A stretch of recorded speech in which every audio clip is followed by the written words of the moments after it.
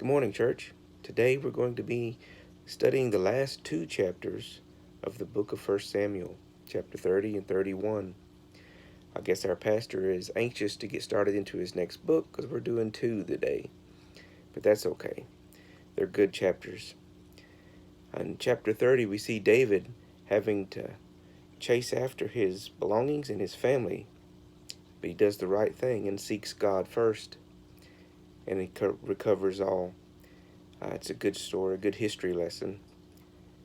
In chapter 31, we see the demise of King Saul and his sons.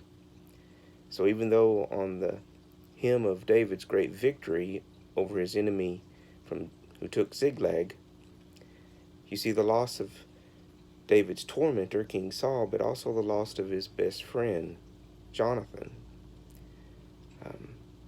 The emotions that run through David's victory and concern that he'll get his people back, and then King Saul and Jonathan's demise. What a roller coaster ride for David.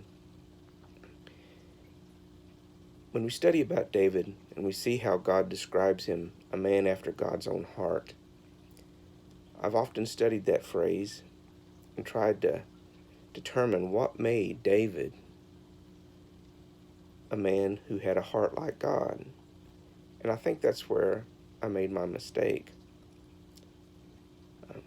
I don't think that's what God is saying, that David's heart was like his own, but that it was after his own, as in he was pursuing it. He wanted an intimate relationship with God. It was his desire, and he chased after that.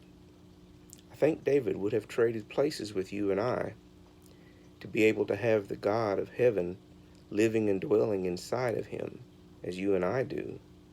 What a privilege to have the Holy Spirit living inside of us.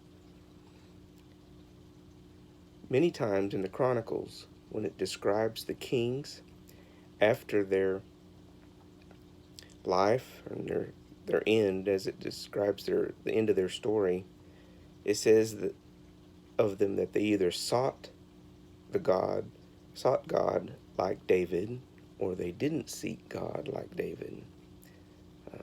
Whether they were obedient or not.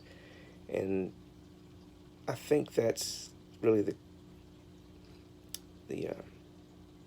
thing about David being a man after God's own heart, is that he was chasing after God.